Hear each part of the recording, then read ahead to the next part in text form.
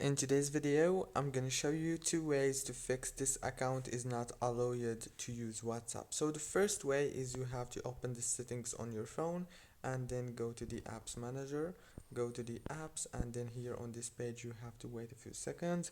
It will start loading the apps that you have on your phone. So after that, scroll down until you find WhatsApp, click on it, click here on this for stop, and then go to the storage, click on clear the data and the cache. That's the first way. The second way is you have to open the Chrome browser and then go to whatsapp.com website right here, as you can see, and then go to the top corner, click on those three lions, click on those three lions, and then go to the help center and click on get in touch and click here on contact us, and here you need to contact WhatsApp by filling those form easily. Don't forget to like and subscribe, and thank you for watching.